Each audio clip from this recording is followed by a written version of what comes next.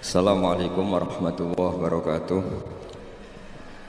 Bismillahirrahmanirrahim. Nahmaduka ya ghafuru ya syakuru. Masalli wa sallim barik ala sayyidina maulana Muhammadin wa ala alihi wa sahbihi asma'in nama ba'du. Orang itu cara berpikir nuruti nafsu, itu yang bahaya. Makanya Quran kritik ara'aita man ittakhadha ilahahu hawa. Orang yang cara berpikir itu nuruti hawa nafsu. Kalau zaman Nabi, zaman sahabat, zaman ulama itu enggak seperti itu. Sehingga cara berpikir itu mudah.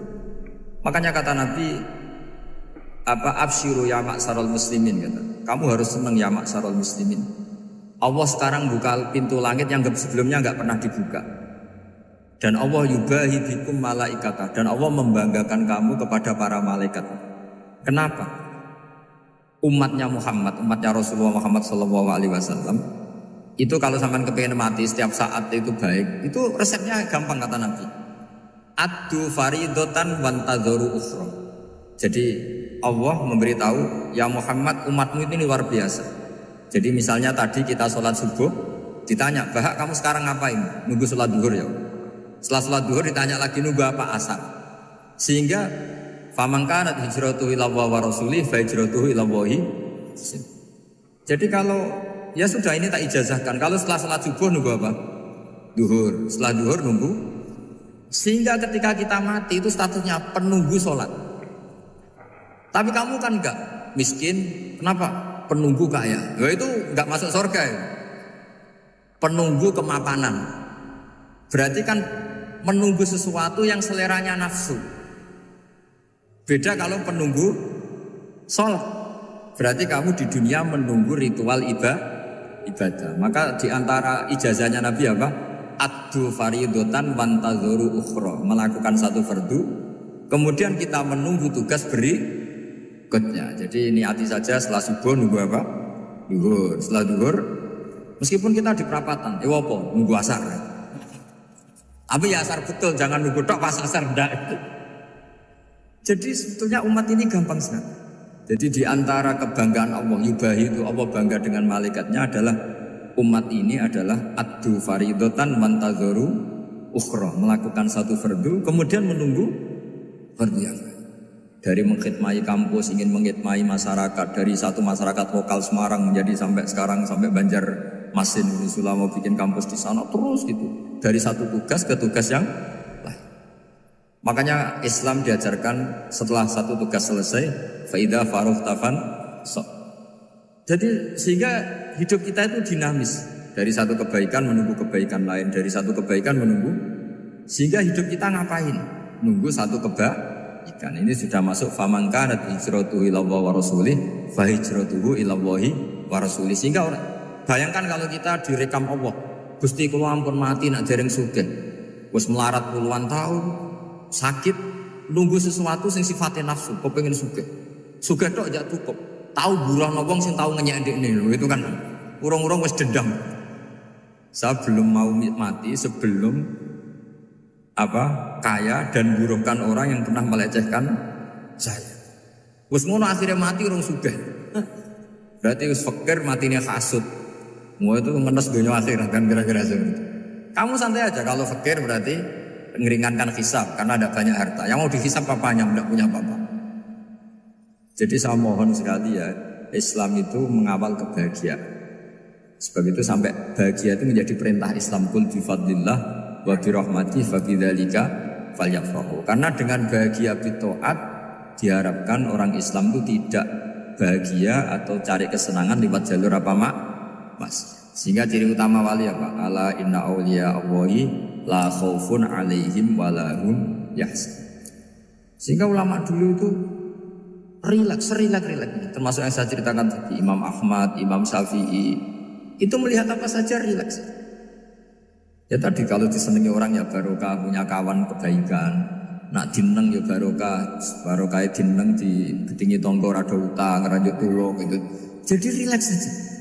Masyhur itu Imam Syafi'i ngendikan, waman asaa ilaika faqat atlakoka. Orang yang berbuat buruk sama kamu, hakikatnya adalah membebaskan kamu. Atlako itu apa? Membebaskan. Enak gak jadi hidup itu? Kalau kamu kan enggak, kok gedeng aku salahku apa? Malah kamu ujub tuh, orang kok gak tahu salahnya. Kamu jadi suami, istrinya ngomel, kurang apa saya sebagai suami? Ya kurang banyak, ndak ganteng, ndak kaya, ndak ini. Malah kalau diterangkan malah parah toh. Ya sudah rileks saja, kalau dia ngomel ya tadi, alhamdulillah dapat pahala tanpa apa? Biaya. Terus ngomel kan butuh energi, paling yang ndak kuat 3 jam. Nanti juga berhenti apa?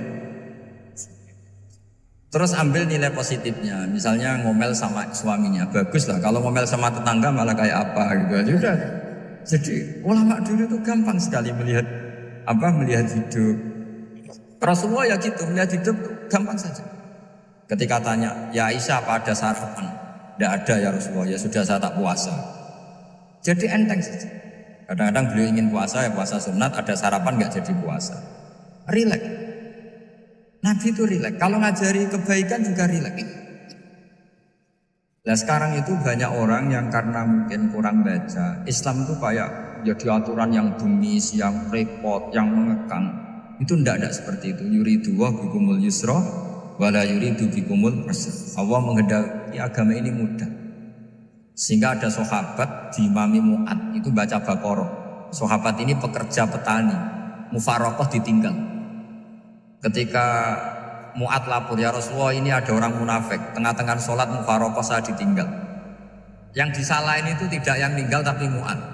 Afattanun anta ya Mu'ad, kamu itu tukang fitnah. Masa ngimami petani pakai surat Baqarah?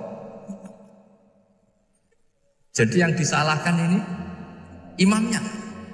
Kalau kamu jadi imam, sholatnya ya yang cepat. Makanya terus banyak orang kecepatan karena tadi.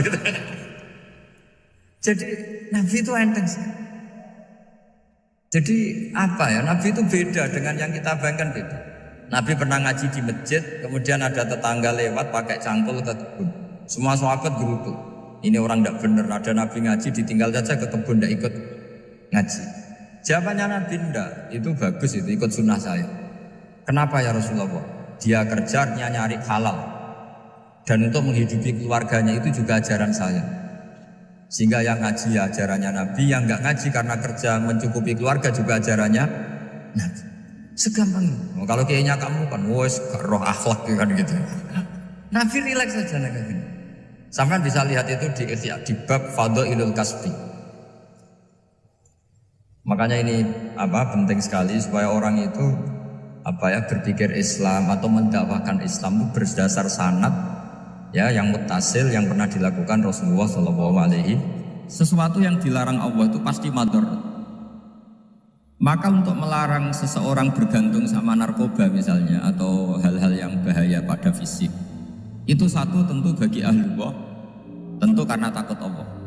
Tapi banyak masyarakat yang memang benar-benar bisa meninggalkan narkoba karena efek buruknya ganja. Bahwa itu mengakibatkan sakau, mengakibatkan tidak sadarkan diri, mengakibatkan kebangkrutan ekonomi macam-macam. Sehingga mereka benar-benar benci sama yang namanya narkoba. Jadi di antara manhajul Quran itu kalau mentakbih, memburuk-burukkan maksiat itu mesti dikritik innahu kana fahisah. Innahu kana fahisata wa maqta wa sa'a sabila. Innahu kana fahisata wa sa'a sabila. Diulang beberapa kali.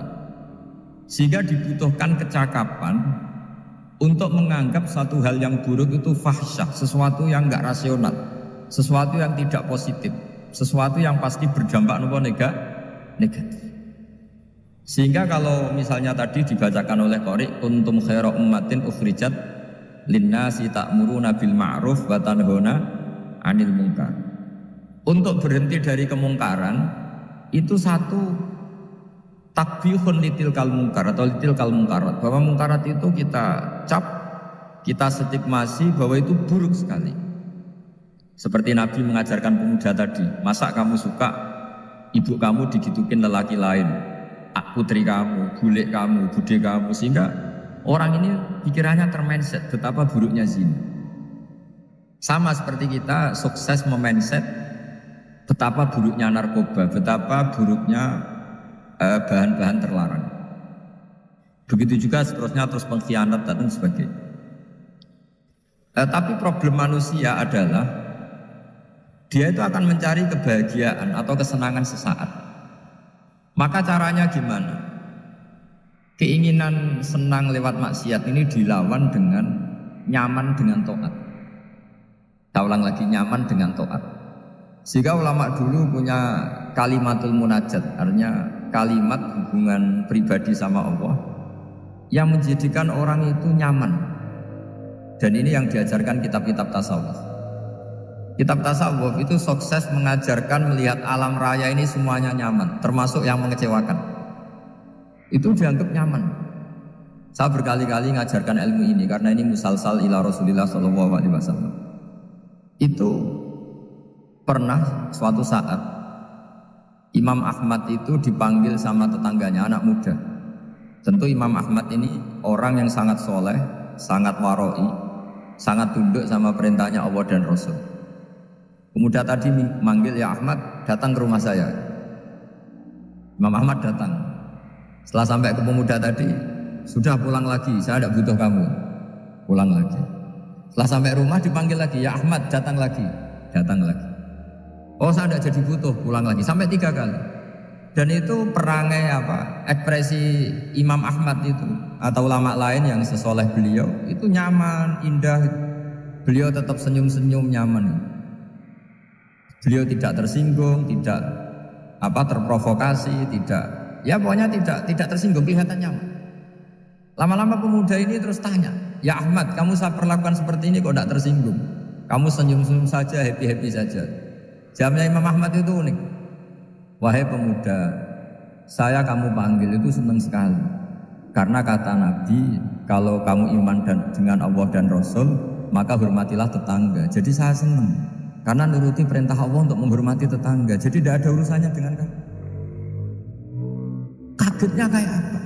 Jadi dipanggil tetangga ya senang karena melakukan perintahnya Allah dan Rasul, yaitu ikramul jar, fal yukrim jarum. Disuruh pulang, kamu ingin saya pulang, ya saya pulang. Disuruh datang, ya saya datang. Jadi saya tidak tersinggung, saya tidak ada urusan dengan kamu. Urusan saya dengan Allah Subhanahu wa Ta'ala. Itu kalau bapak-bapak istrinya ngomel terus sabar itu ya bagus. Saya tidak punya urusan. Kalau kamu terprovokasi oleh istri, berarti kamu didikte oleh makhluk. Masa seorang rektor didikte makhluk? Kan tidak keren. Apalagi seorang habib didikte makhluk, kan tidak keren. Yang bisa mendikte kita hanya Allah Subhanahu wa Ta'ala. Dan Allah mendikte kita, mengajarkan kita wa asyiruhunna bil ma'ruf fa in karihtunna fa asa an takrahu shay'a wa yas'alallahu fi khairan. Jadi cara melihat istri kita bawel gitu atau cerewet, alhamdulillah ini ada pahala tanpa modal, cukup sabar. Kalau istri kamu sedang mesra malah mintanya ke mall, malah biayanya tinggi. Murah mana dapat pahala dimarahin sama saat mesra minta ke mall? Milih yang pertama kan? Nah ya itu tidak usah modal ya gitu aja. Jadi kalau istri sedang marah bawel, anggap saja ini rezeki. Dapat pahala tanpa apa? Biaya. Nah, kalau pas rukun malah nantang ke mall, biayanya malah tinggi. Jadi ulama dulu itu melihat dunia itu happy. Pernah Imam Syafi'i dikasih tahu, orang yang tadi nyium tangan kamu ya, itu di rumah menghujat Anda. Jadi dia sopan hanya di depan Anda, kalau di luar menghujat Anda. Jawabnya Imam Syafi'i lucu. Ya baguslah. Yang cerita ini kaget. Kenapa bagus ya Abu Abdillah? Kalau manggil Imam Syafi'i ya Abu Abdillah. Ya berarti saya masih wibawa, di depan saya tidak berani katanya. Jadi dipandang enteng saja. Jadi kalau kamu di depan kamu istri kamu tidak berani belanja, tidak ada kamu belanja banyak, anggap saja Anda wibawa. Jadi enteng saja. Pernah Imam Syafi'i dikasih tahu, separuh dari kampung Anda itu gak suka kamu. Ya bagus lah. Kenapa? Oh nak rarukun malah bakal utang katanya gitu. Kira-kira yang utang itu yang rukun apa yang nengan? Yang rukun. Jadi enteng saja. Masyhur itu makalahnya Imam Syafi'i. Waman asa'a ilaika faqad atlaqaka. Orang yang berbuat buruk sama kamu berarti membebaskan kamu. Kalau saya sedang nenengan sama Habib Hasan Toha Putra, beliau naik Alphard gak nawarin saya sah karena baru nenengan. Tapi kalau sedang rukun malah harus repot mana? Rukun sama tidak rukun? Repot rukun sebetulnya. Jadi Imam Syafi'i itu happy saja. Kalau sedang rukun sama tetangga ya dianggap rukun itu satu kenikmatan. Sedang nggak rukun ya dianggap satu kenikmatan. Jadi orang dulu itu serilek itu melihat dunia. Kalau kita kan enggak, ego. Wah saya ini suami kok dimarahin istri. Wah ini egonya bangkit. Padahal egonya bangkit itu ada kebodohan di situ. Yaitu seorang rektor didikte seorang istri, seorang makhluk. Apalagi kalau Anda daftar wali itu tidak akan jadi wali. Ini wali kok tunduk sama makhluk. Karena didikte apa? Makhluk. Maka Imam Ahmad ketika tetangganya bully gitu ya santai saja, beliau happy. Ketika pemuda tadi eskal janggal, kenapa kamu gak tersinggung ya Ahmad? Memangnya saya harus tersinggung gimana? Kan panggil tidak jadi, tak panggil tidak jadi. Hei pemuda, saya ini tidak punya urusan dengan kamu. Saya nuruti kamu karena perintahnya. Saya senang melakukan perintah Allah, harus berbaik sama kamu. Sampai 3 kali. Ajarkan Muhammad atau katakan Muhammad pada umatmu, sebaiknya atau seharusnya mereka hanya gembira dengan melihat fadlnya Allah dan rahmatnya Allah. Ini harus kita pahami mulai dari konstruksi yang paling pokok, yaitu akidah. 2 ahwal itu 1 perilaku sosial. 3 mutammimat, sesuatu yang tidak pokok tapi kita butuhkan dalam mengawal hidup ini. Saya beri contoh, itu sampai maksiat itu karena cari kesenangan. Misalnya baru penat itu ingin seneng, ada orang yang macam-macam lah, ingin melihat maksiat, apa itu pornografi, apa nyabu, apa macam-macam. Itu sebetulnya agama punya konsep yang luar biasa, yaitu seharusnya seseorang itu gembira dengan ketaatan. Lalu pertanyaannya caranya gembira gimana? Gembira itu mudah. Jadi misalnya kamu sujud sama Allah Subhanahu wa taala. Terus cara berpikir begini. Sekaligus ijazah. Cara berpikir begini. Ya Allah, ini kata Sayyidina Ali, kafani izzan an akuna laka abdan wa kafani fakhron an takuna li rabban. Ya Allah, betapa sialnya saya andaikan saya jadi budak dari makhluk yang sama. Misalnya sampean itu seorang kiai atau rektor atau doktor atau orang terpelajar, kemudian kamu jadi budak atau hamba dari makhluk yang setara. Betapa hinanya saya. Maka kata Sayyidina Ali, ya Allah saya ini cukup bahagia, cukup bangga karena jadi budak, jadi hamba dari zat yang super atau yang maha super. Ini kok Allah Subhanahu wa ta'ala. Sehingga ada kebahagiaan yang luar biasa karena menjadi hambanya Allah Subhanahu wa ta'ala. Setelah bangga dengan jadi hambanya Allah, maka kita akan malu. Malu misalnya kok saya bahagia itu nunggu melihat pornografi, melihat maksiat. Itu menjadi malu. Kenapa saya bisa didikte oleh hal-hal seremeh itu? Ya, kita malu karena didikte oleh hal-hal yang seremeh itu. Karena kita didikte oleh nafsu. Jadi izzatun nafsi, satu harga diri seseorang itu harus dihidupkan untuk hanya tunduk kepada Allah Subhanahu. Sehingga Nabi itu melatih satu logika tarkul ma'asi. Nabi itu dulu ketika ada seorang pemuda yang ya karena mungkin pemuda ya, dia itu mau masuk Islam, tapi uniknya kata pemuda tadi, saya masuk Islam tapi asal dibolehkan bebas zina. Jadi ini agak sableng. Jadi mau masuk Islam syaratnya dibolehkan apa? Zina atau free sex, karena orangnya agak hiper. Itu Nabi tidak langsung mengancam dengan neraka enggak. Ketika mau pamit gitu semua sahabat melarang. Mah itu jangan, kamu jangan suara Nabi, itu permintaan yang nggak masuk akal. Setelah lama ditahan terjadi kegaduhan di masjid, Nabi dengar itu ada apa itu? Itu ada pemuda yang mau masuk Islam tapi yasta'dzinuhu fi zina, tapi mereka minta izin Nabi untuk tetap boleh zina. Kata Nabi, pemuda itu suruh masuk, suruh menghadap saya. Ketika menghadap Nabi, saya ulang lagi, ketika menghadap Nabi, Nabi mengajarinya itu luar biasa. Nabi tidak langsung mengancam dengan neraka atau dengan azab pun, tapi kata Nabi, atuhibbuhu li ummik. Kamu suka kalau ibu kamu itu jadi demenannya orang banyak? Oh enggak ya Nabi, yang demen ibu saya tak bacok kan? Karena ini ya agak preman, di mana-mana orang nakal agak preman. Terus atuhibbuhu li bintik. Kamu suka kalau putri kamu ya digitukan orang-orang? Oh ya enggak Nabi, yang gitukan putri saya tak bacok. Atuhibbuhu li kholatik. Kamu suka kalau bule kamu digitukan? Atuhibbuhu li ammatik. Kamu suka kalau saudara bapak kamu digitukan? Nabi itu mengeset ya. Cara sekarang itu otak mungkin. Nabi itu meluruskan otaknya anak muda itu. Betapa buruknya zina. Cara bahasa Arab ditakbih. Betapa buruknya zina. Kamu suka kalau korbannya ibu kamu, putri kamu, bude kamu, bule kamu. Sehingga orang itu matur ya hasbuka ya Rasulullah, ini sudah cukup. Saya tidak pernah melihat sesuatu seburuk zina. Jadi fa'al qawwa fi qalbihi bughda zina. Kemudian Allah meletakkan di hatinya, menanamkan benci zina. Sehingga akhirnya pemuda tadi menjadi iffah, menjadi menghindari zina. Artinya begini ya, ini mungkin yang lolos dari para kita sebagai dai, kita tidak belajar banyak tarbiyahnya Rasulullah Shallallahu Alaihi Wasallam. Jadi kalau kita benci maksiat, itu jangan hanya ditakfir, ditakutkan neraka, itu enggak. Jangan hanya itu, tapi di logika.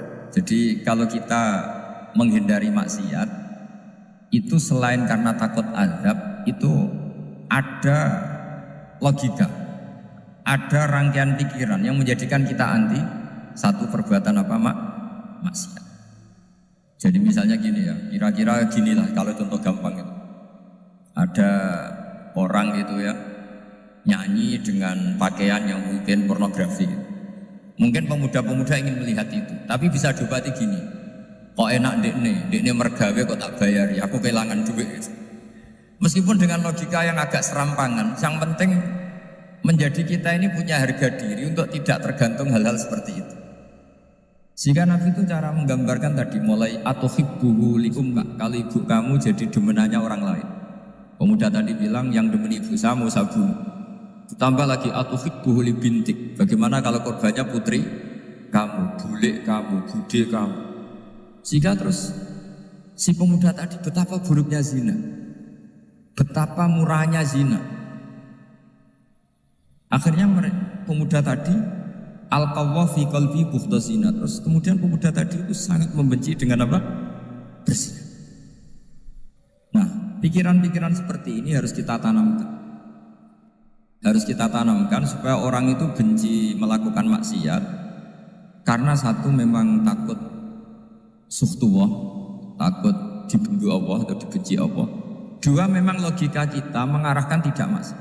Saya beri contoh ya betapa pentingnya mindset ya, cara berpikir.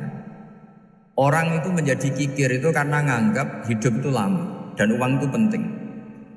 Kalau zaman Nabi itu sederhana kalau melihat hidup. Pernah suatu saat Nabi itu punya jatah makan, karena Nabi itu hidupnya juga pas-pasan. Jadi Nabi itu unik. Beliau di satu sisi kaya raya, bisa ngerumat Abu Hurairah, Ammar, Suhaib. Ashabu Sufa itu dirawat Nabi semua. Itu kan kaya, bisa merawat sekian orang. Tapi di sisi yang lain untuk pribadinya beliau miskin. Kadang nggak bisa makan hari itu. Tapi di saat yang sama bisa merawat Ahlus Sufa. Jadi keliru kalau orang hanya cerita Nabi itu miskin, untuk makan dirinya aja susah.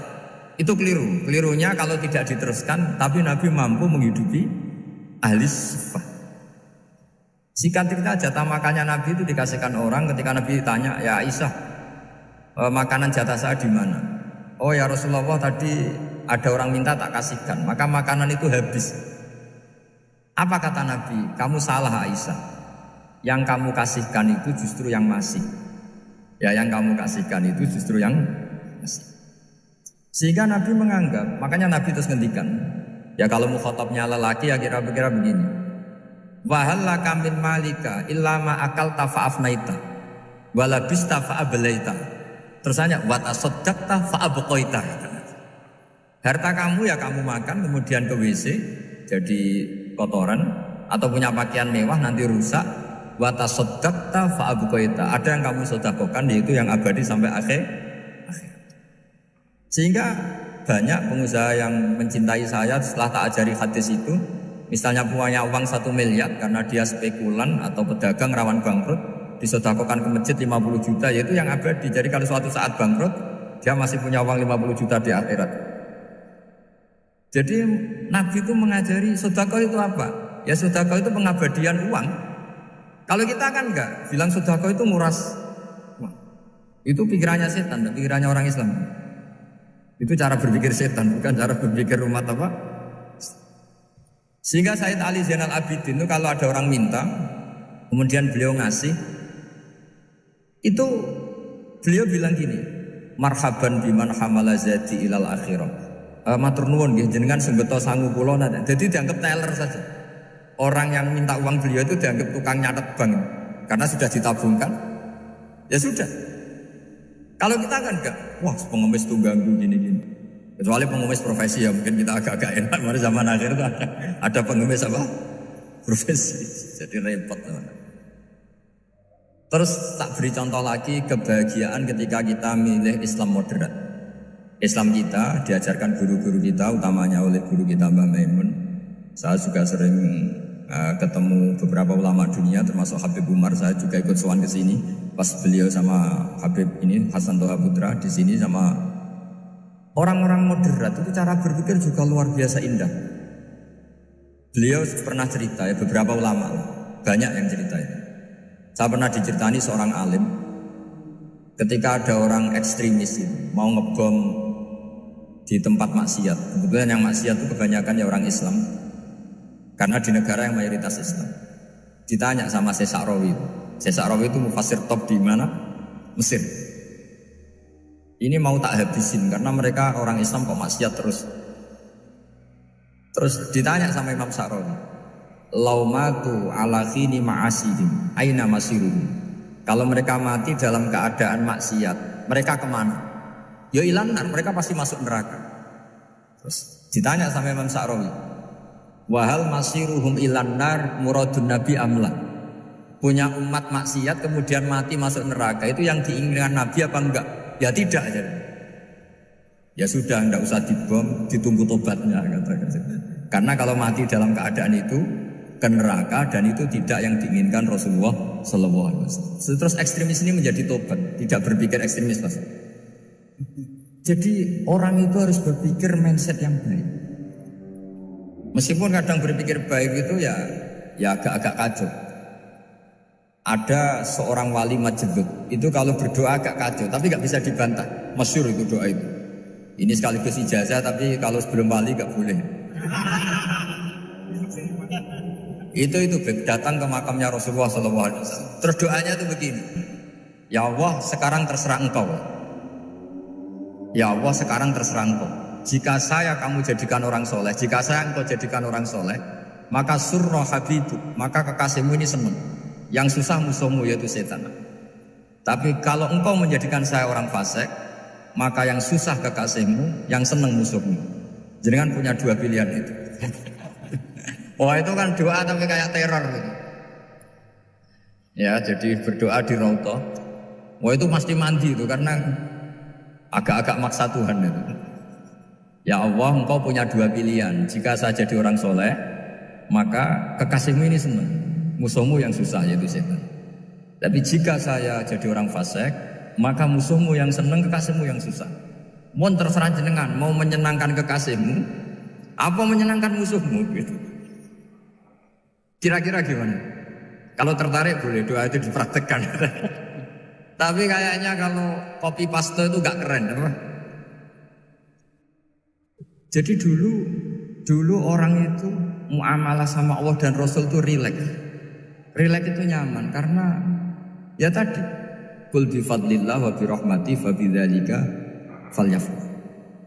Sehingga Imam Izzuddin bin Abdissalam itu ngendikan innal ladzina yarmunal muhsanatil ghafilat. Di antara kebaikannya ibu-ibu atau mbak-mbak ini harus berstatus ghafilat. Perempuan-perempuan pelupa. Ghafilat itu pelupa. pelupa dari kenikmatan maksiat sehingga mereka in dengan taat. Misalnya ada ibu-ibu atau mbak-mbak atau juga bapak-bapak tahajud, kemudian nyaman dengan tahajud itu. Kira-kira terbersit enggak ingin maksiat? Enggak kan, karena sudah nyaman dengan tahajud, dengan taat. Maka dibutuhkan kenyamanan dalam beribadah. Sebab itu ala bidzikrillahi tatmainnul qulub. Makanya saya termasuk kiai yang setiap ngaji itu happy, seneng. Karena ini untuk kampanye, seneng dengan ngaji, dengan taat itu sudah luar biasa. Kayak apa kalau mereka senengnya kalau nunggu melakukan maksiat. Jadi termasuk bentuk perlawanan kita terhadap maksiat adalah usahakan kamu itu sebahagia, senang dengan taat. Istiqnas billah, mu'anasah billah, farah billah, itmi'nan tumaknina billah. Sehingga ini mencukupkan kita tidak berkebutuhan maksiat. Meskipun kita ya manusia, pasti suatu saat atau sudah pernah maksiat. Serasa diceritakan lah, itu mesti gitu. Lah orang-orang dulu itu orang yang sukses mengelola bahagia ma'allah wa billah walillah. Jika wali-wali dulu itu jadi wali itu tidak mesti karena ibadahnya banyak, itu enggak. Mereka orang yang ibadahnya itu biasa. Biasa-biasa sekali. Ulama-ulama dulu ibadahnya biasa sekali. Tapi qulubuhum ma'allah, hatinya itu ma'allah. Itu ada seorang wali itu jadi wali, Umar bin Abdul Aziz yang dikenal khamisul khulafa. Khamisul khulafa. Di luar khulafa Rasyidin 4, di antara yang soleh adalah siapa? Umar bin Abdul Aziz. Itu ketika mau meninggal, itu senangnya bukan main. Itu semuanya nangis, beliau senang. Terus tanya, kenapa kamu senang? Memangnya saya kalau mati itu kemana? Ila khairi madhubin ilaih, ke zat terbaik. Dibang urip gak kue bulat atau bi arhamur rahimin gitu. Yaitu Allah Subhanahu. Jalaluddin Ar-Rumi ketika mau meninggal itu muridnya nangis semua, beliau marah. Kamu harusnya pesta karena saya mau ketemu kekasih saya, malah kamu tangisi, goblok sekali kamu katanya. Jadi orang-orang dulu itu luar biasa. Karena tadi mereka tidak ingin ketemu Allah itu dianggap problem. Harus sesuatu yang membahagiakan. Makanya wali-wali itu kalau berdoa begini, wa khairu ayyami yauman alqa fih, dan jadikan hari terbaikku adalah hari ketika saya ketemu engkau ya. Pernah dengar doa itu? Wa khairu ayyami yauman alqa fih, dan hari terbaikku adalah hari saat ketemu engkau. Aman kan enggak? Sampai mati ku wedi. Saya tidak tahu wedi dosa apa wedi Israel apa wedi malaikat siapa? Mungkar Nakir. Sebenarnya tidak perlu seperti itu. Karena cara pandang Nabi itu ini bisa dipraktekkan. Kalau kamu orang baik, mati artinya apa? Ya baik. Karena husnul khotimah. Kalau kamu orang yang buruk, itu kata Nabi, anggap saja mati itu akhir dari keburukan kamu. Nah, aku urip terus, malah maksiat terus. Maka Nabi itu kalau ngajari kita berdoa gini, Allahumma maj'alil hayata ziyadatan li fi kulli khairin wal mauta rohatan li min kulli syarri. Ya Allah, kalau saya hidup, ya anggap saja ziyadah fi kulli khairin, berpotensi nambahi kebaikan. Kalau saya mati, anggap saja ini akhir dari segala keburukan. Maka saya berkali-kali punya tradisi ulama-ulama NU, ulama-ulama pesantren, ya ada hanya NU, pokoknya ulama-ulama alim. Itu kalau ada orang mati, orang nakal gitu mati, ini saya gitu, itu hadirin mesti gak terima. Wapi nanti omong wakal. Tapi dipaksa sama kiainya, saya gitu, lama-lama dipaksa. Saya gitu, padahal yang hatinya kiai, wis ra iso maksiat meneh, saya gitu. Karena dengan mati berarti saya sudah tidak bisa maksiat lagi. Jadi Nabi melihat hidup dan mati itu segampang itu. Kalau al-hayata ziyadatan li fi kulli khairin wal mauta rohatan li min kulli syarr. Coba kita ke depan itu kan ada potensi zina, potensi korupsi, potensi maksiat. Yang bisa menghentikan potensi itu apa coba? Mati ya, udah pintar ya. Sudah maju ya. Berani mati? Berani. Tapi jangan di sini ngalau panitia. Artinya yang selama ini kita risau dengan kematian, dengan apa? Nabi ngajari kita tadi. Allahumma ja'alil hayata ziyadatan li fi kulli khairin wal mauta rohatan li min kulli syarr. Ya Allah, jadikan hidup ini sebagai bekal menambah kebaikan, dan suatu saat kalau saya mati, semoga itu akhir dari segala keburukan. Jadi artinya Nabi itu ngajari kita itu positif terus. Sama seperti ulamanya tadi. Nak lagi rukun mbek tonggo ya sanggep ae kanca keapian. Nak nenengan ben ra utang tenan. Jadi pokoknya penak terus itu. Nak bojo lagi ngamuk, alhamdulillah gak ngajak belanja. Nah pas rukun ya alhamdulillah lagi rukun. Jadi gampang semua. Makanya ada seorang alim itu ngendikan begini, ada yang tanya, saya tuh dulu ketika kaya, teman saya sering main ke saya. Setelah saya miskin gak ada teman-teman yang ke saya. Dikira si Habib ini kebetulan orangnya Habib itu mendukung keluhan dia. Ternyata enggak. Si orang alim itu bilang gini, malah bagus toh gitu. Kowe wis melarat buruhe wong. Ya sudah kamu miskin buruhnya orang lain. Misalnya tukang manol di pasar atau tukang becak. Kemudian teman-teman kamu datang, malah kamu malu tuh jadi tontonan. Bagus kalau mereka lupa, pas kamu miskin gak ada yang lihat katanya. Jadi apa ya, dianggap enteng saja gitu. Akhirnya orang ini gak jadi ngeluh. Selama ini kan kita ngeluh ya, ketika miskin teman-teman gak datang. Coba kalau mereka datang pas kamu buruh bikin botol di orang lain. Mantan bos buruh, malu gak? Milih datang pada? Nah, sudah bener itu. Jadi ulama dulu itu makanya sering baca biar tahu solusi hidup. Jadi ulama dulu itu gampang sekali melihat kehidupan itu, gampang sekali, indah, gampang. Kebahagiaan ini pula yang harus kita latih dalam melakukan ketaatan. Tapi memang obsesi saya terbesar atau cita-cita saya terbesar memang setiap ngaji saya ingin orang mukmin semuanya itu bahagia. Dengan bahagia itu mereka tidak neko-neko ingin mencari kebahagiaan lewat jalur apa maksiat. Sehingga dalam konstitusi ulama yang ditulis di kitab-kitab usul fikih, dan itu kitab yang saya kaji, selalu saya kaji, itu membela-bela sesuatu yang mubah itu sampai luar biasa. Karena melihat mubah itu, misalnya Anda tidur itu berstatus mubah. Anda bermain catur berstatus mubah. Anda rileks sama teman jagungan semalam dengan teman rektor atau dosen atau yayasan, itu melihatnya bukan mubah tapi tarkul maksiat. Misalnya saya semalaman asik musamarah itu jagungan malam sama Habib Toha Al-Munawwar. Itu Allah ngitungnya bukan, wah ini jagungan kalau ngidul tidak penting tuh enggak. Malam itu bahak tidak ke dugem, tidak ke tempat maksiat. Sehingga ada ulama yang mengatakan mubah itu enggak ada. Saya ulang lagi, mubah itu enggak ada. Kan umumnya ulama bagikan wajib, ya kan, haram gitu. Terus diantaranya mubah, sunat, makruh. Ada ulama yang mengatakan mubah itu tidak ada.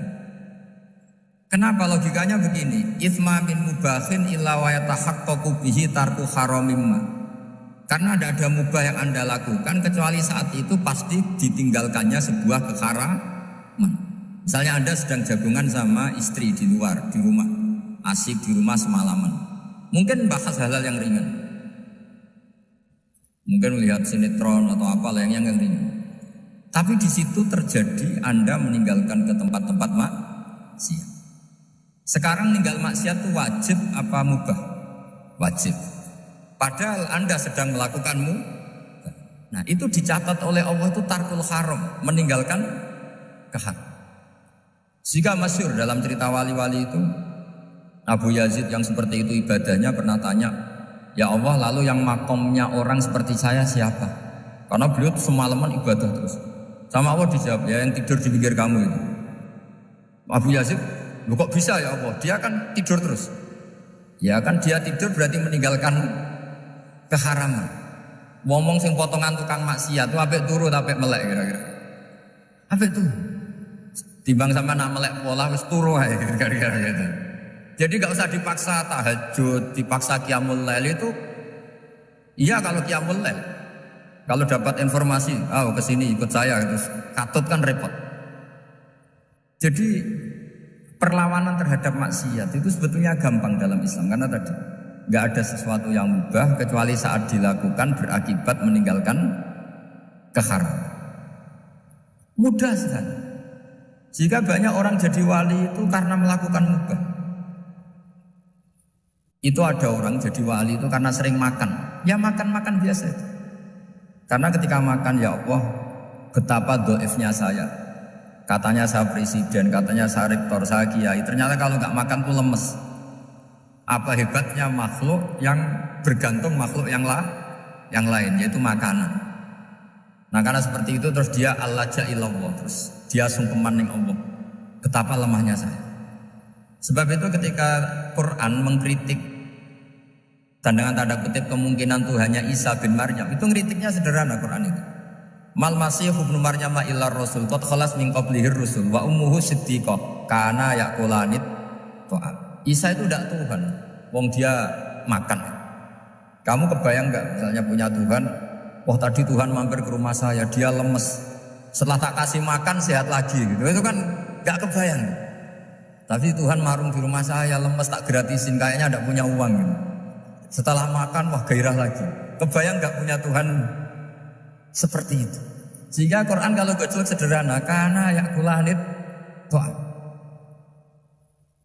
Sehingga wali-wali itu kalau makan itu sadar lemahnya dirinya, betapa dirinya tergantung makanan. Sesuatu yang tergantung itu artinya tidak hebat, tidak Tuhan. Jadi untuk menjadi wali, untuk menjadi dapat ridhonya Allah itu sebenarnya sederhana. Termasuk ada cara jadi wali yang agak kacau, tapi ini ya benar, asal niatnya benar. Misalnya Unisula besar, ya kurang besar lagi. Kita sudah punya uang, kurang banyak uang lagi. Itu Nabi Ayub. Itu kan seorang nabi.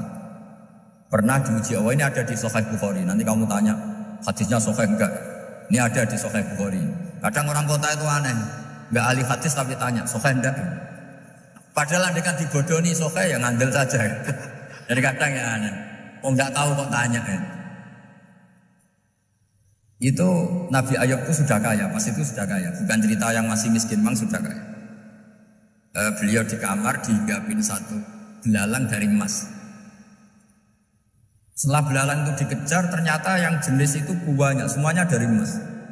Ngambil sana sini, ini yang kesak ini dipenuhin, saku ini dipenuhin, sampai banyak.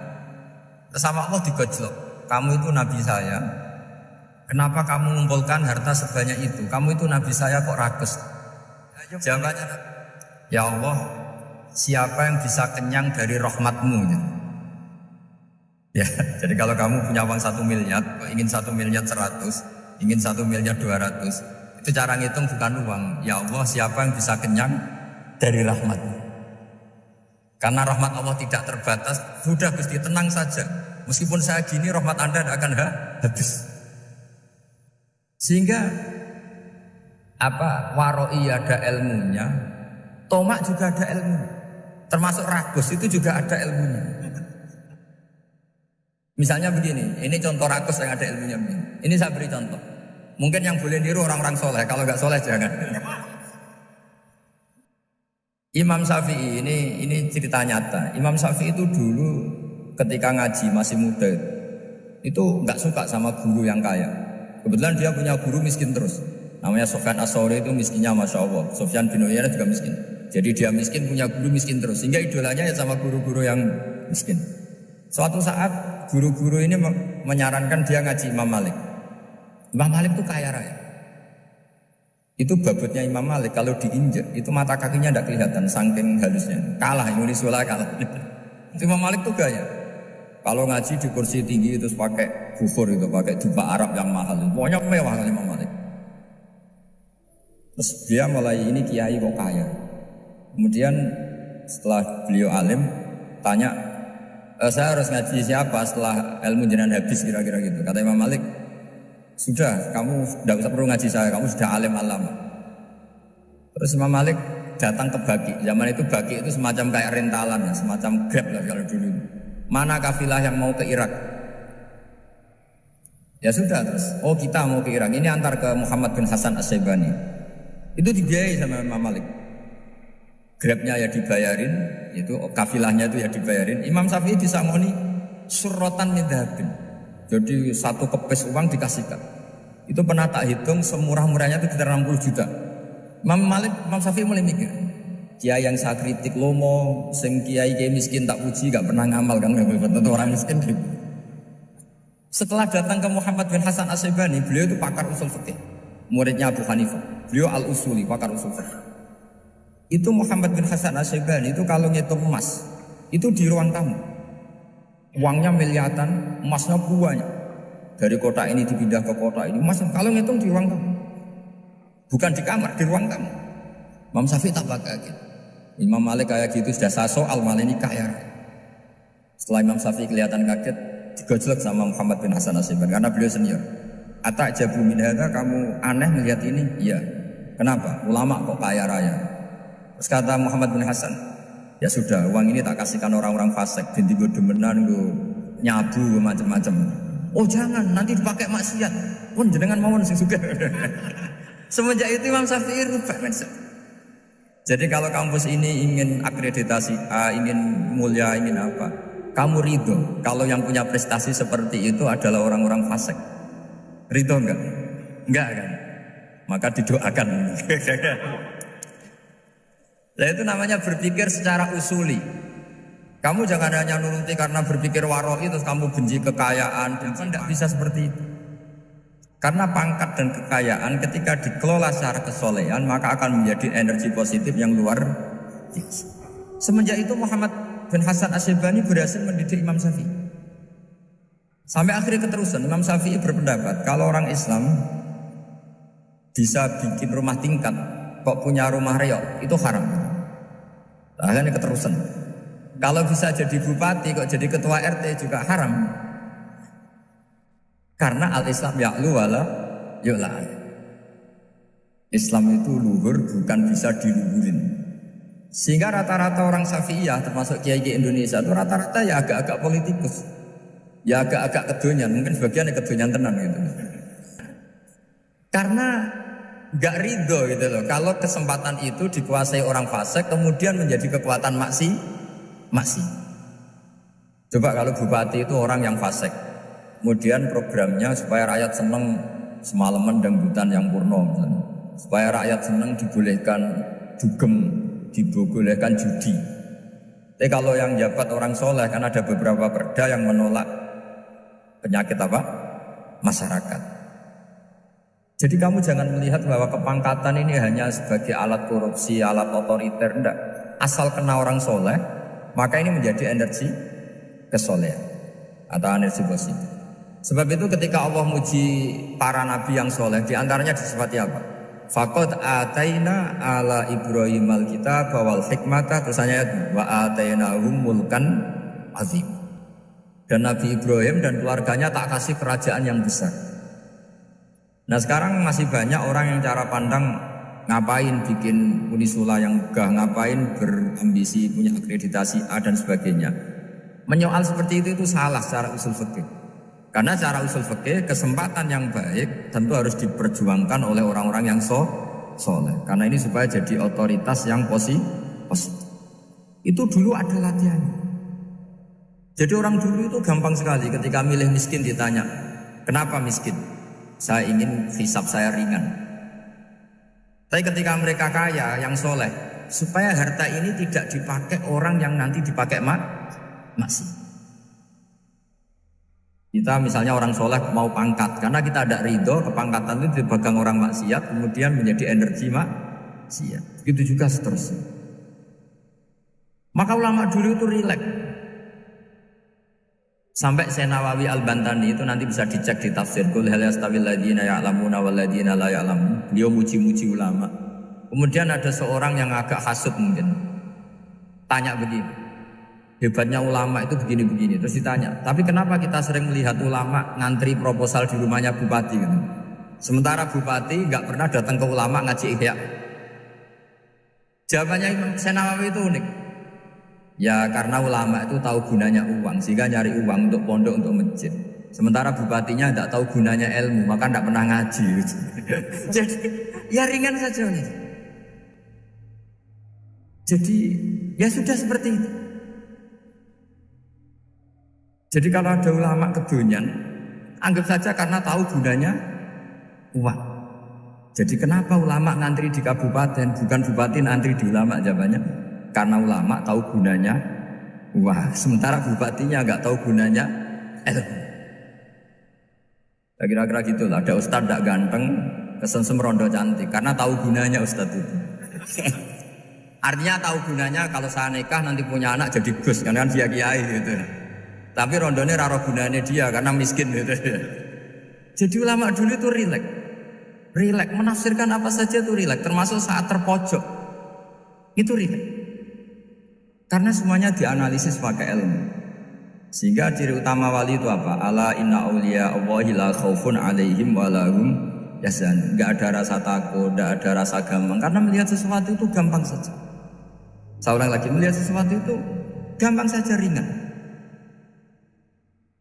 Kau ngerti ku godane setan. Setan kepingine wong salate rusak. Iki rungokno ben kowe dadi wong pinter. Salat itu kan kepingine setan kan wong salate rusak. Bareng lali setan kuwi seneng, wapok ning salat was-was, lali telu tak papat.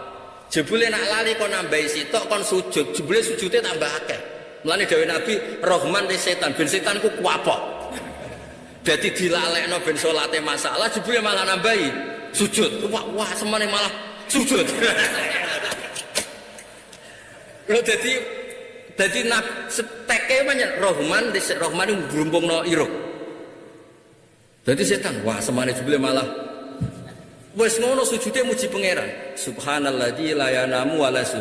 Pancen sing mboten lali namung Allah tok, tenang kula biasa tenang mawon. Sing lali. Dadi setan malah gak kuwati jebule malah muji pangeran. Dong. Dadi lali ku penting, tapi sing diakibat sujud sapi. Enak keseringan di PHK ya. Bismillahirrahmanirrahim. Babul bauli inda subatati qaumin. Dados jenengan sedanten kan wis biasa kadung nguyah ngadeg. Ya salah tapi wis kadung. Lagi tak golek-golekno dalil. Aku kiai apian tak golek-golekno dalil. Ya sing tak kepentingan kula niku piye perilaku sing ngrapati bener iku ya duwe dalil. Kaya kiai apian wae dadi. Terus ngombe ngadeg, terus ya bulu kok iman itu pernah itu penting dalam ilmu fikih supaya enggak menjadi haram, apa? Jadi di antara tugasnya Nabi itu memilih yang enggak afdol demi afdolnya taklim. Misalnya ngeten nggih. Al ajru bi qadri ta'ab. Mestine tawaf mlaku iku luwih top timbang tawaf berken. Tapi andekan saat itu semuanya itu jalan kaki, kok Nabi ikut jalan kaki? Pasti dikira syarat sahnya tawaf itu jalan.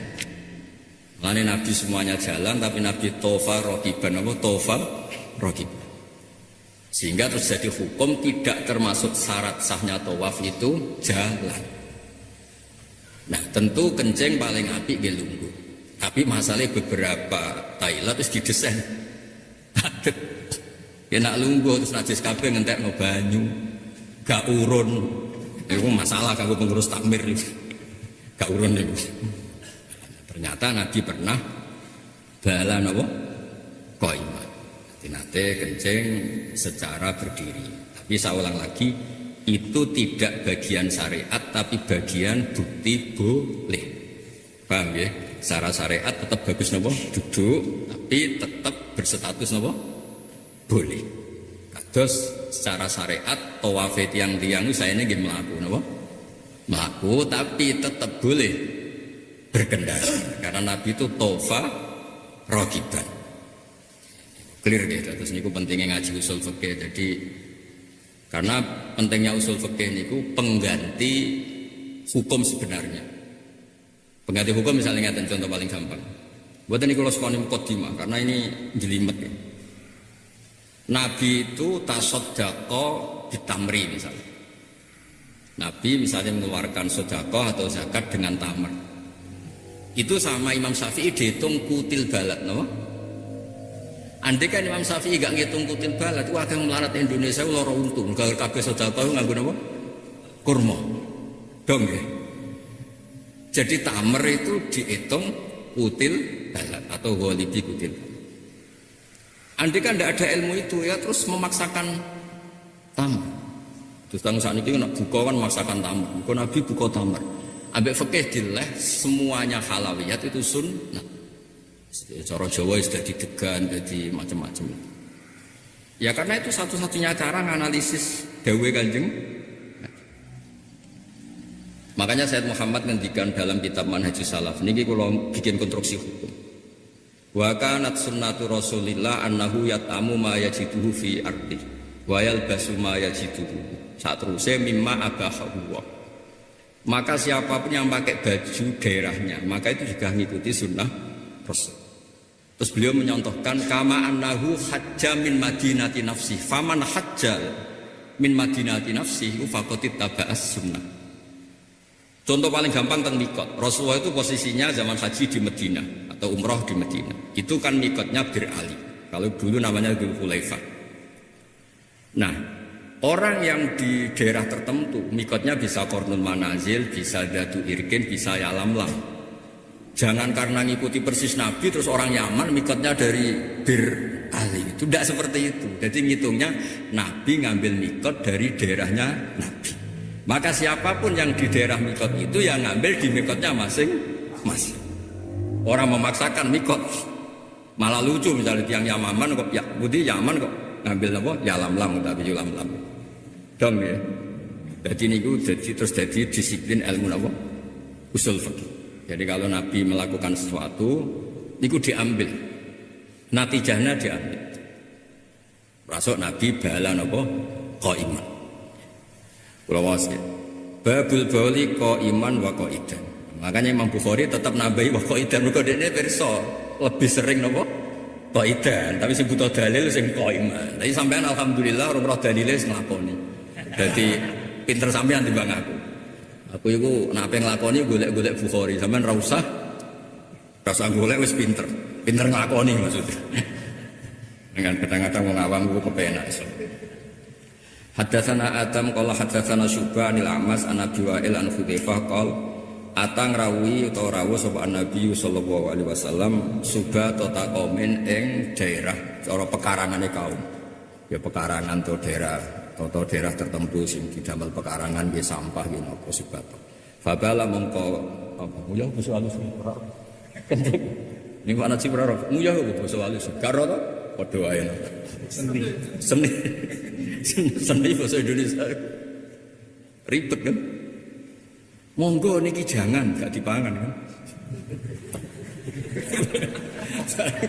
Mangan wis bar medhit temen ono jangan gak ada apa sayur gak ditawani. Ada orang Jakarta bertamu ning desa. Ini jangan malah gak dipangan. Dianggap medhit.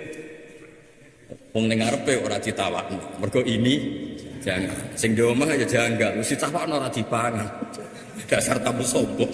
Jadi padha tersangkane, saya bubet disangka medhit, tamune dianggap sombong. Lha ku resiko salah paham. Paham ya? Kaya ngaji guyon wis ora paham cara ngaji kok guyon, gak cara mbah ngaji guyon mergo iso maca. Lah kowe ora iso maca ora gak iso guyon. Mergo ora kitab wis meruntus ki macane. Jadi supir itu bisa guyon, nak perkos ahli latihan yang meruntus, nama. Rasa dilarang, rasa iso guyon. Tapi ini guyon betul tenanan, tapi ya tenan.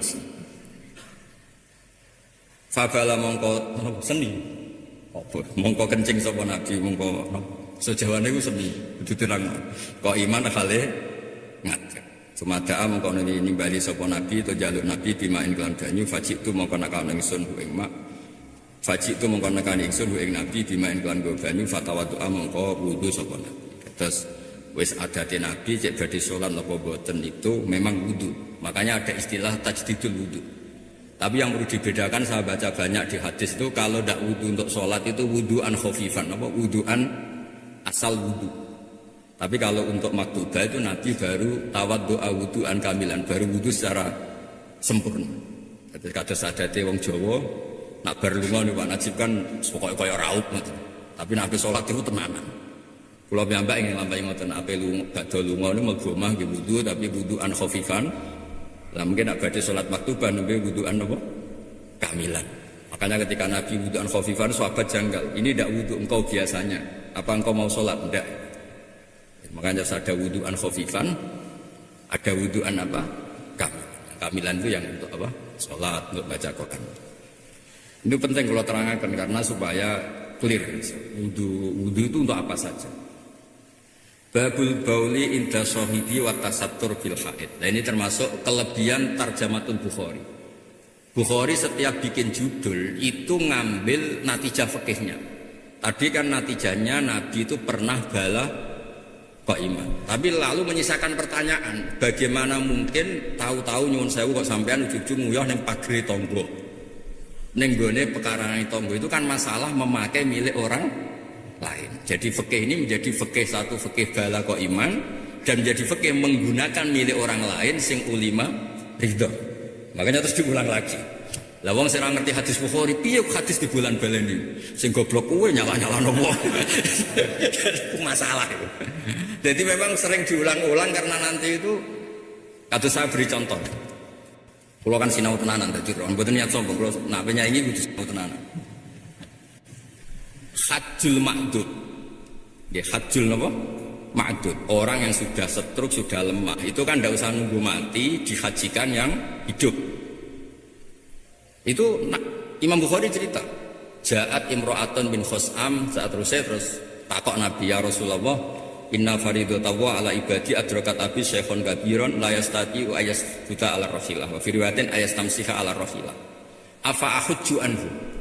Wah Nabi jenengan haji dengan khalayak ramai, tapi sayang bapak kula niku pun gerah, pun stroke, mboten saged haji niki sepundi. Napa bisa saya hajikan? Yang tanya ini perempuan, imro'atun min khus'ab. Terus Nabi ngendikan, "Ara'aiti law kana ala abiki dainun faqadaitihi, ana fa'ahu dzalik." Terus Nabi jawab, "Nah." Cawedok nggih jawab, "Nah." Oke kalau gitu huji anhu, pakai khitab perempuan, huji anhu. Satu terus menjadi fikih haji ma'dud, bahwa orang yang masih hidup, yang lemah boleh dihajikan yang hidup. Paham ya? Terus kedua niku fikih ngaten Pak Najib, babu hajil mar'ati anir rajul. Karena itu tidak lazim, biasanya ibadah lelaki itu gak bisa diganti perempuan. Tapi di hadis ini al mahjud anhu yang dihajikan ini lelaki, yaitu bapaknya, penggantinya itu perempuan. Makanya terus diulang lagi Imam Bukhari, babu hajil mar'ati anir rajul. Sehingga terus menjadi fikih bahwa masalah niabah itu tidak harus lelaki sama lelaki, perempuan sama perempuan. Padahal kita tahu kefiahnya nanti beda. Misalnya lelaki nggak boleh satrul roksi, yang perempuan nggak boleh satrul wajhi misalnya. Nanti aturannya kan beda. Tapi makanya Imam Bukhari ngulang lagi dengan hadis yang persis diulang lagi, babu hajil mar'ati anir rajul. Terus diulang lagi di bab ilmu, babul futya fit thoriq. Jadi ceritanya Nabi dengan khalayak ramai, Nabi berkendara dicegat kalian imro'atun bin Khus'am. Dia dicegat tanglet niku. Ya Rasulullah ngeten-ngeten, ben Nabi dijawab. Mboten diswontak rasupan takok ning omah. Dijawab saat itu juga. Nah, akhirnya di bab ilmu ya dibahas, di bab hajil ma'dud ya dibahas dengan hadis yang sama persis. Di bab hajil mar'ah anir rajul juga dibahas. Lha iku jenenge fiqhul Bukhari napa? Fiqhul Bukhari. Jadi fiqhul Bukhari fi tarajimih. Jadi fikihnya Imam Bukhari itu dibentuk judulnya napa? Dibentuk judulnya. Dong ya. Jadi ini satu masalah al-baulu qaiman pernah, terus di sini dibabkan lagi babul bauli inda sahibi, terus dibabkan lagi wat tasattur bil haid. Hadatsana Utsman bin Abi Syaibah qala hadatsana Jarir an Mansur an Abi Wa'il an Hudzaifah qala ra'aituni ana. Ra'aituni ngal ingsun ana ingsun. Ora sambok bantah. Ngadate wong Arab itu, aku ndelok awakku dhewe. Maksude piye? Jeneng wong Jawa ribet apa?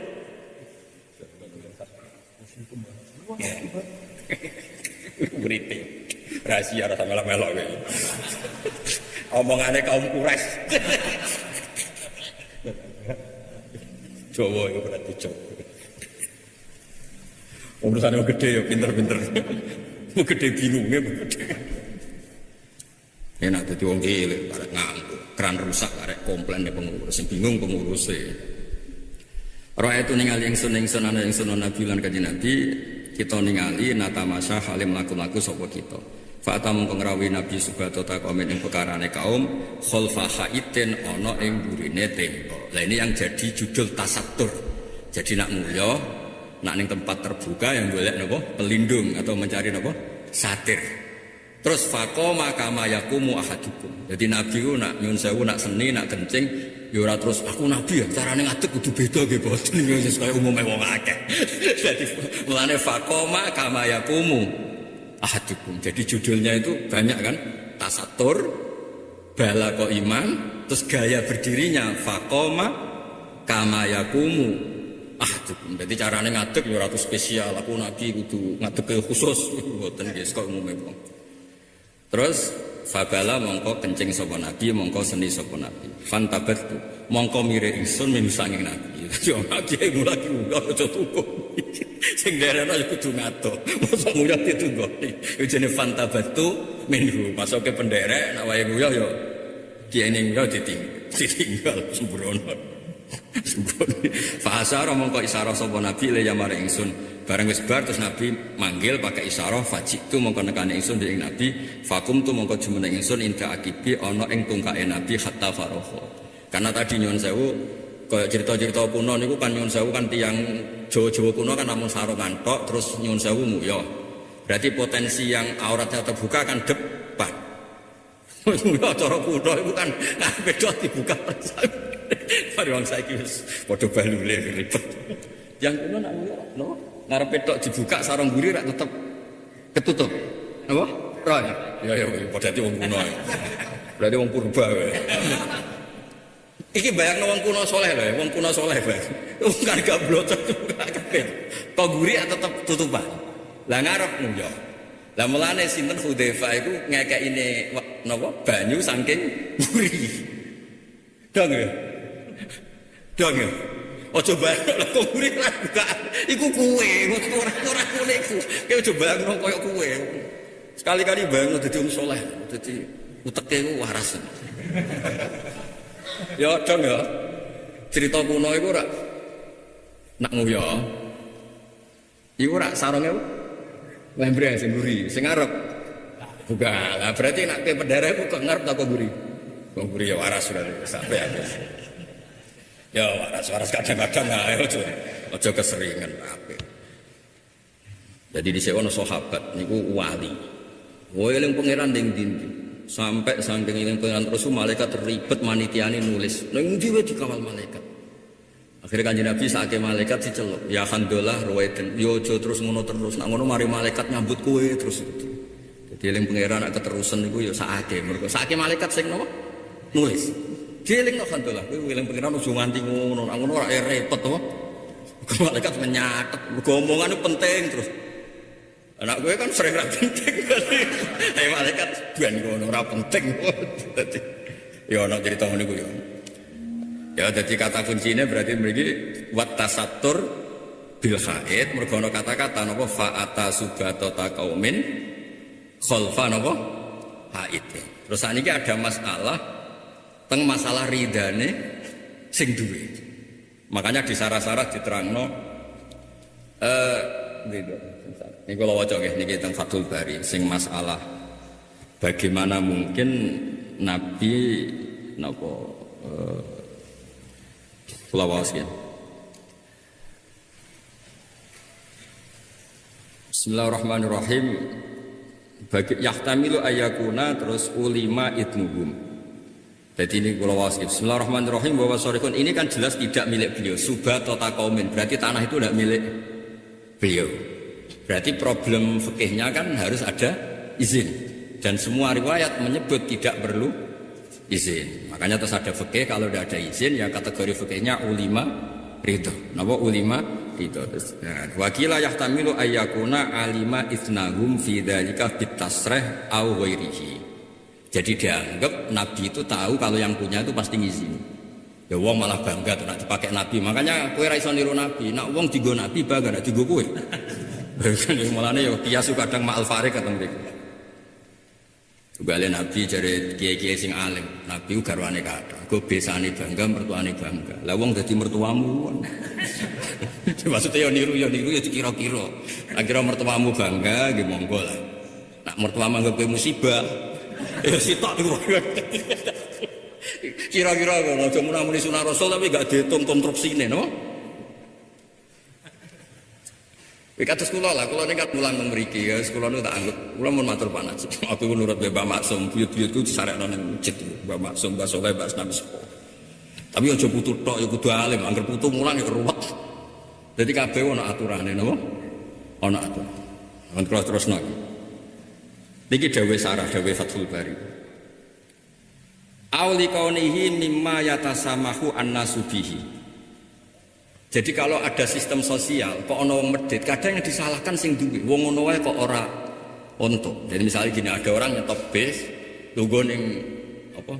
Dipan atau ning kursi umum. Kursi tapi di miliknya orang. Warung-warung kan mesti nonton kursi teng ngarep. Terus kowe nyetop bis, lungguh teng mriku. Padahal yang punya menyediakan kanggo sing apik napa? Marung. Kira-kira ketika yang punya enggak boleh wong nyalano sing duwe ta nyalano sing lungguh. Sing gadah. Nah, neng bab-bab musamahah niku sering fikih itu nyalahkan yang duwe. Medhit kok dirumat nganti ngono. Maksudnya medhit kok dirumat nganti ngono iku. Makanya di bab diafa, saya ulang lagi bab napa? Itu Nabi kan Islam lah, pokoknya fikih aja, lebih gampang fikih. Jagani misalnya istihad ini salah, sing disalahno ora kanjeng Nabi, fikih lah. Ini saya katakan fikih. Dulu itu nggak ada warung, nggak ada bekal, nggak ada orang pergi bawa bekal di padang pasir. Kalau kamu kehausan, ya kalau kamu nopo kehausan atau kelaparan, anak gak manganku mati, itu diwarai kan bengok-bengok. Ya sohibal haid misalnya atau ya sohibal bustan. Kamu manggil sampai 3 kali, kalau ndak bisa atau ndak ada jawaban, kamu mengambil hakut diafah. Pokoknya mangan sing kira-kira kowe iso terus nopo perjalanan. Tapi coba bontot loh ya. Nah, kalau yang punya itu medit, itu yang disalahkan itu yang punya, karena semua orang wajib nulung orang yang kalau gak makan itu mati. Dong ya. Jadi nak ning bab-bab sing kudu lomo iku syariat nyalano sing duwe. Misale ke jagungan mbek kancamu padha rokok terus korek. Kang nyileh korek, nyileh awet iki kalong, nyileh mbek jaluk misalnya. Wong mesti darani medhit kok nganti ngono. Medhit kok difekihi, ngono maksudnya medhit kok difekihi. Ku jenenge medhit Islami, medhit kok difekihi. Ya misalnya nyileh korek itu kan mestinya kan gak oleh redaksi nyileh kan ono jaluke. Nyileh telepon kan pulsane kalong. Terus kowe kefeki ngomong nyileh mbek jaluk. Nara ngono salah. Ya iku medhit kok difeki. Medhit iku wis dulure setan, ora usah difeki. Dong ya.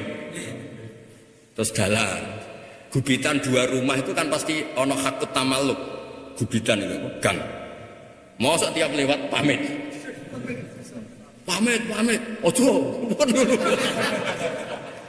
Lah ngono iku kudu ngenteni pilkades, nek wis kalah mangkel lagi ditutup. Nah normal ya ora usah napa? Paham ya? Artinya gini cara Fathul Bari, ada hal-hal yang meskipun tuh hakul milki, tapi nek ora oleh iku salah sing duwe. Karena normale wong waras ngono iku yutasa dianggap entek. Paham ya? Itu pilihan-pilihan. Nah, maka kata subatotu kaumin itu juga memberikan fikih bahwa nganggo wae wong sing kira-kira dianggap sepele atau dianggap gampang, iku ya oleh. Makanya masyhur itu Sayyidina Ali itu ada orang waroi zuhud, ana kurma ceblok sitok ning ratan.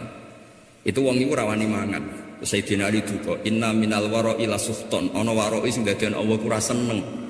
Saya ini misalnya ngeten, kula nunggu truk tronton, kurmaku ceblok sitok wis 10 kilo, mosok ape tak baleni. Sitok pil. Karena itu cara fikih mimma a'radu anhu sahibu waliban. Normalnya orang waras itu ya diabaikan. Timbang kok kelindes truk atau mbok jupuk, paham ya? Paham ya? Lah wong warok iki ra gelem sama sekali, mergo wedi kuwe wong urung pamit. Oh warok bento dari Sayyidina Ali. Sayyidina Ali warok bento. Mergo kowe berarti mbayangno wong liya engko wong ora ikhlas. Berarti kan mbayangno wong liya semedhit itu.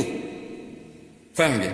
Gayane waroi tapi nuduh wong liya semedhit itu. Mosok promosi tok ceblok ning dalan wis 5 kilo pe dibaleni. Dong ya. Paham ya? Tapi aja terus kowe duwe proses goleki ceplok, kurma ceplok. Kula gen ate mana cipta kok itian. Nak tebu Gus saler ceblok. Wah, contone kok tebu kadang ditari. Terus pokoknya ngono lah saudara. Gedong ya. Jadi termasuk fiqhul Bukhari fi tarajimi. Jadi fikihnya Imam Bukhari itu di cara beliau bikin nama judul. Terus dibalani malih babul bauli inda subatati qaumin. Dibalani malih berarti pinter 1 2 3. Hadatsana Muhammad bin Ar'arah qol hadatsana Subhan Mansur an Abi Wa'il qol kana Abu Musa al-Asy'ari yusaddidu fil baul. Jadi tunane kuno ya ono kiai khusuk Gus. Abu Musa al-Asy'ari fanatik, nek ana wong nguyah kok salah lungguh, salah ngadeg, salah apa ngamuk. Wa yaqulu inna bani Israil kana idza asaba thawba ahadihim qarada. Idza asaba nalikane mekanane apa baul thawba ahadihim ing pakaiane salah sine bani Israil qarada mongko gunting mongko buak sapa ahadhum ing saw kudu diketok. Faqala Hudzaifah laitahu amsaka. Menawa Abu Musa iku meneng, ata Rasulullah subhanahu wa ta'ala fa bala qaiman. Artinya ngeten, ora usah nemen-nemen hukum, gatekno cara Jawa iku, gatekno Abu Musa apa? Al-Asy'ari. Aku tahu daerah Nabi ku nyun sewu nguyah mbek ngadeg. Padahal ya potensi nyun sewu ana angin, potensi nyiprat. Ora usah didesain. Iku piye nak balik piye? Kok nak nyiprat sarung iku piye? Pokoke walhasil Hudzaifah ngamuk, la tahu sakata. Sing tukang tasdid ku mbok yo meneng. Aku tahu daerah Nabi ku nyun sewu fabala qaiman. Artinya ora usah debat kusir. Iki nak balik piye? Terus hukume piye? Nak kecipratan piye? Kok repot, sing ora repot kok sing repot. Jadi ku ya ana fikih. Dadi intine iku Hudzaifah iku sinten iki? Hudzaifah mboten seneng tasdite sinten? Abu Musa al-Asy'ari teng kefiyate carane napa? Nguyah. Paham ya? Maksudnya nek sampean nembe ikhtiyat wae ora usah fatwa napa ikhtiyat ae. Tapi ora usah napa fatwa. Terus yo ono eleng-eleng ya, pokoknya fiqhul Bukhari fi tarajumi atau fi tarajimi. Sekarang kiaimu macane apa? Nak maca tarajum berarti ya masdar, tarajama, tarajamu, tarajuma. Nak maca tarajum berarti jamak napa? Tarjam. Ya karek tepakan kiaimu macane piye? Mulane kula nak maca ping pindho jagani ana sing salah, utawa loro-lorone bener. Utawa loro-lorone keliru gak gitu. Nak maca kitab iku ping pindho. Ya jagani. Ya sawangane pinter muga roh akeh. Jagani napa? Jagani. Jelas ya, terus di bab-bab seperti ini itu diulang-ulang dengan tema yang sama tapi melahirkan fikih yang berbeda. Terus babu akdil izar alal kofa fi sholat. Dan ini kalau mau matur Pak Najib, riyen niku wong kunane kuno kados teng film-film kemerdekaan ora sarong terus dicangcut diponcot ya. Diponcot betul. Apa bahasa sih? Oh, ora basa kuno tak leni basa saiki apa? Dicangcut. Sama nunggu nolong saiki. Semua kuno, dicangcut ya. Apa sing tak bocah saiki rasa. Kowe mung kuno ta saiki. Apa di? Apa gitu? Apa im? Apa? Oh, kendali wae.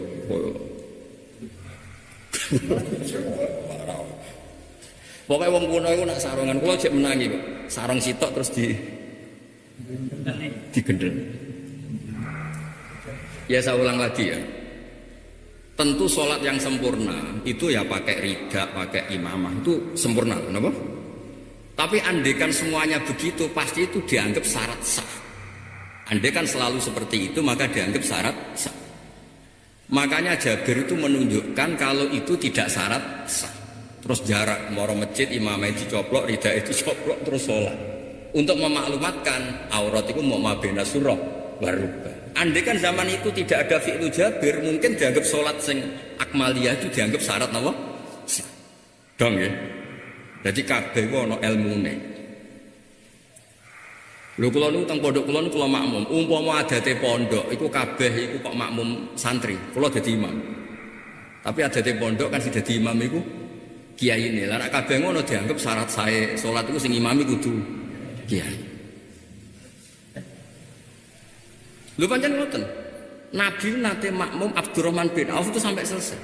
Dan Nabi juga pernah ngersakno makmum Abu Bakar. Iku nak ngono wong afdol iku oleh makmum wong fadil. Wong rojeh oleh makmum ning wong marjuh. Gamane kalah kelas oleh makmum angel temen rang. Diterangno bahasa Arab ngowah-ngowah pokoke ngono. Basa Jawa ya. Buktinya Nabi nate makmum Abdurrahman bin Auf nganti sempurna. Nah, Abu Bakar kan mboten nganti sempurna. Dan Abdurrahman bin Auf pirsa diterusno. Malah ndekne bangga. Wong paling keren itu aku. Tahu dimakmumi afdhalul khalqi. Dan itu dihitung uddamin manakibih. Peristiwa itu dihitung termasuk manakibnya Abdul Mas'ud. Sama dulu teng kitab-kitab sirah. Walam yusallil Mustafa khalfa ahad illa ibn Aufin wa lahu fadlul abad. Enggak pernah Nabi itu sholat makmum pada seseorang kecuali sama Abdurrahman bin Auf. Jadi sebenarnya ketemu malaikat apa ngisap. Aku tahu ngimami Kanjeng Nabi. selesai, hisab selesai. Jadi sebenarnya yang maksar itu Abdurrahman bin Auf liwat. Iku lho sing ngimami Kanjeng Nabi. Aman loh. Mulane sekali-kali mulang Bukhari aku sing ngaji. Wah, stop. Lha kok kenapa Pak? Gentenan kenapa Pak? Aku tak ning kono. Tapi nak salah tak somasi.